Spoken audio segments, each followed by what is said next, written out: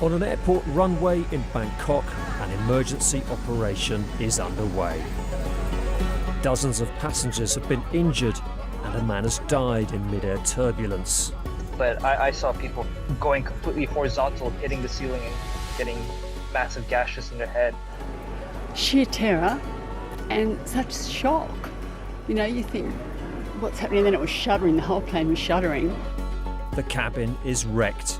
Passengers are terrified. There was no warning at all, and I ended up hitting my head on the ceiling. Some poor people who were walking around ended up doing somersaults. It was absolutely terrible. So how did it happen? In this situation, the turbulence appears to have been quite quick, although it was sudden. If you don't see it, then when you hit it, it can be a very, very instantaneous effect on the aircraft. And does climate change mean there'll be more turbulence on future flights? Studies have already been done and they found that instances of severe turbulence have increased by around 55%.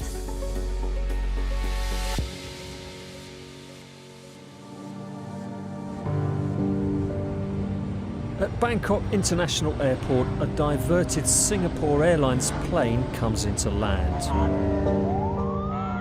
Moments later, medical teams race to help those on board. Inside the aircraft, an injured passenger is lifted to safety. On the tarmac, an emergency triage operation gets underway. The plane had hit turbulence and plummeted thousands of feet. It happened that the seatbelt signs were not on. Anybody who were standing, especially the people within the lavatories, and were the most injured from what I've seen. The whole plane was shuddering, and you think it's going to land on land, in the water, is it going to crack up? Because, you know, great pieces were falling off and dropping on the floor, people getting hit in the head. I'm just really glad to be reuniting with my family. It was hard to really describe in words. No one expects that, really, you know. But I saw people from across the aisle just like going completely horizontal, hitting the ceiling and landing back down in like really awkward positions. People like getting massive gashes in their head, concussions. So it's quite a sight, I think. One lady was laying on the floor, and when they tried to get her up and the medics come on, she was screaming. It was awful. One passenger, 73-year-old Jeff Kitchen from Gloucestershire, has died of a possible heart attack. It was obvious the gentleman needed some help, so I got up and helped some other passengers get him out of his seat, and we laid him on the floor near the bulkhead so that the medics on the aeroplane, there were some passengers who thankfully were medics, could administer CPR to the gentleman on the aeroplane. They gave CPR for I think about 20 minutes or so, and my heart goes out to the wife of the man who lost his life. You know, I spent a little bit of time talking to her and held her hand briefly. She was badly injured and she was naturally badly shocked as well. With the passengers off the plane, the state of the cabin becomes clear. The memories of what had happened still raw. There was no warning at all, and I ended up hitting my head on the ceiling. My wife did. Some poor people who were walking around ended up doing somersaults. It was absolutely terrible. And then suddenly it stopped and it was calm again. And the staff did their best to tend to the injured people. It was surreal. Suddenly it was just a little bit bumpy, and then suddenly it's like we fell off a cliff. And because we hadn't done so quickly, people bounced up and hit their head on the ceiling. And say people in the corridors, they were extremely unlucky. The startle factor is pretty significant for both the crew and the passengers. If you've got passengers who appear to be floating around the cabin and you've got bottles and crockery and bags, and you will have seen what we call the rubber jungle, where the face masks, the oxygen masks, actually come out because of the severity of the turbulence. And that's a pretty clear indicator that it was pretty severe. Hours after the plane landed came an update on casualties. Regarding the number of injuries, we currently have 7 cases of critical injuries. Cases of medium injuries are at 23, including a flight attendant. The rest are minor injury cases. We are keeping about 30 passengers in the airport's holding area, and they are ready to continue their journey back to Singapore. I can confirm 1 death from this incident. Singapore Airlines flight SQ321 took off from London's Heathrow Airport at 10:38 p.m. on the 20th of May 2024. It was heading for Singapore. Travelling through European airspace, it passed over the Black Sea and the Caspian Sea. The plane crossed the Bay of Bengal. It then hit turbulence over Myanmar. Flight tracking data suggests it descended several thousand feet in a matter of minutes. It was diverted to Bangkok from its intended route and landed at 9:45 or 3:45 local time.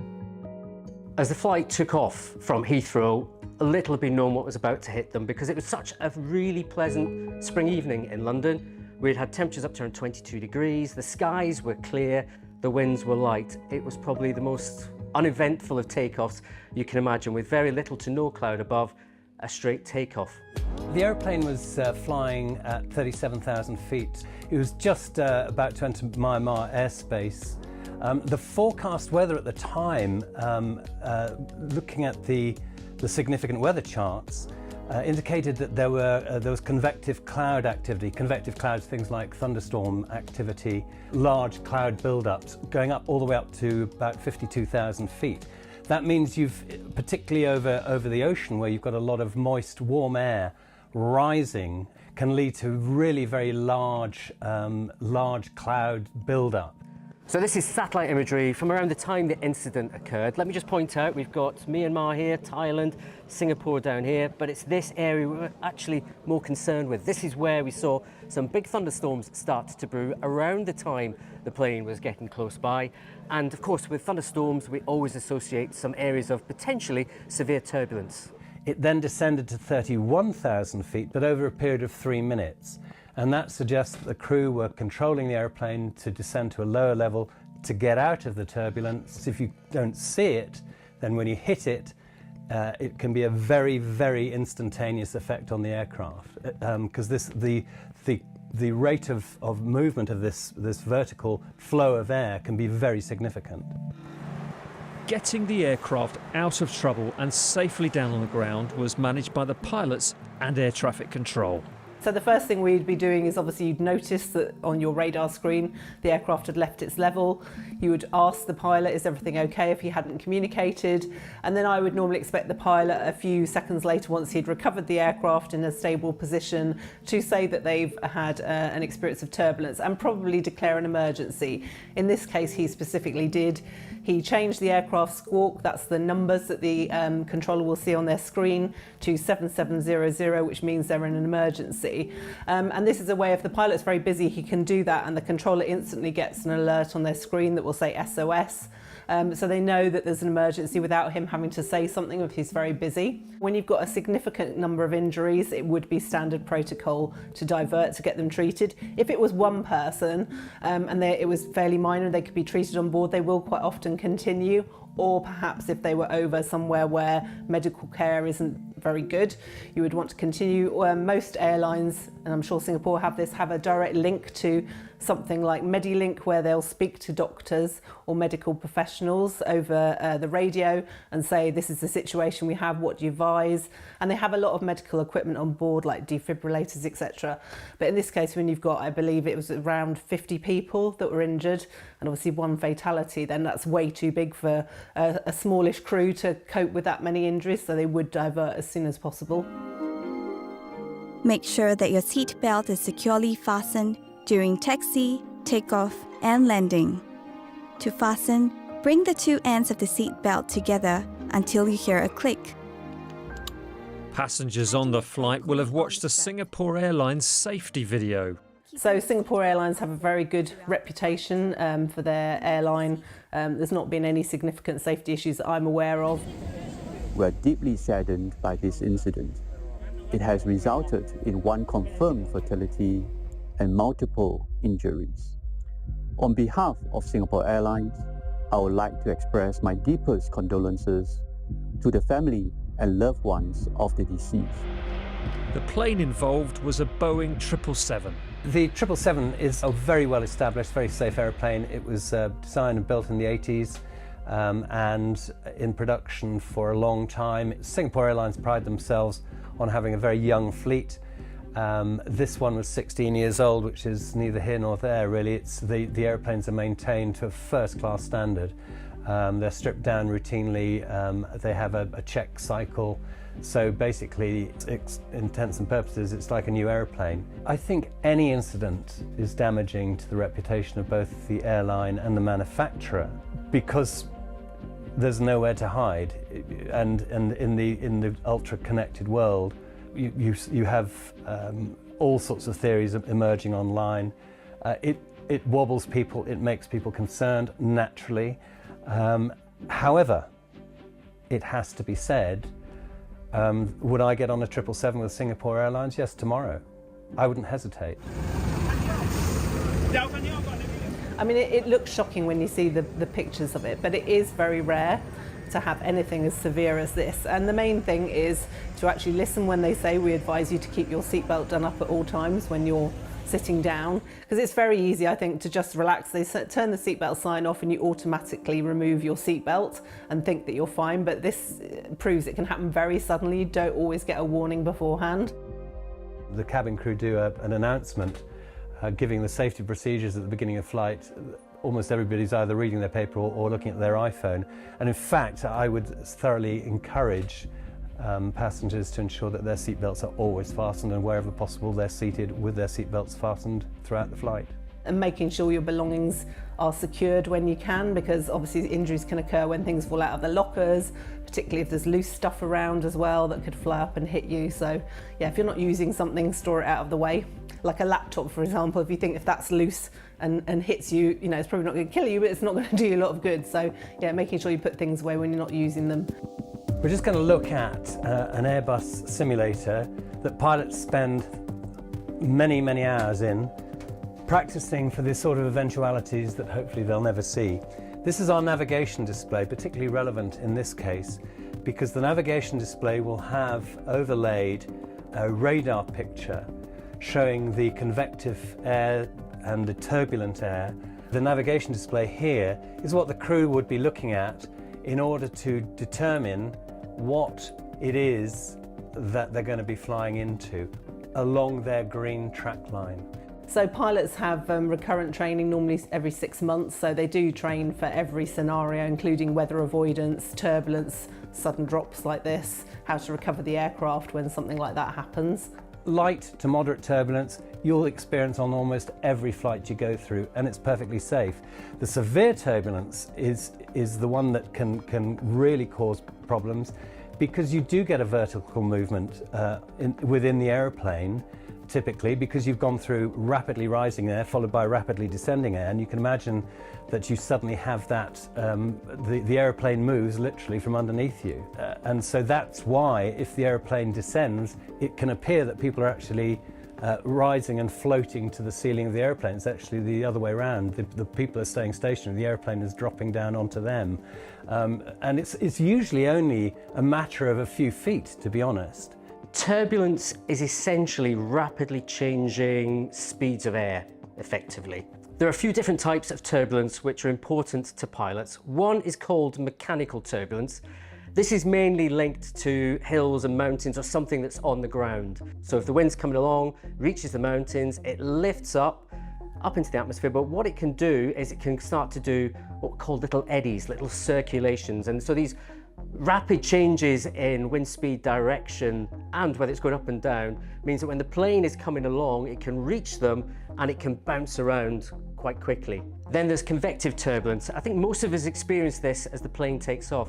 Convective clouds are effectively clouds that form on pockets of air which are rising through the atmosphere. So when you take off, the second you first hit that little layer of cloud, I think we've all noticed it, you often get that moment where your stomach drops. The plane just jumps around a tiny bit, but the most severe of the convective clouds is the thundercloud, the cumulonimbus cloud. It can stretch tens of thousands of feet into the sky.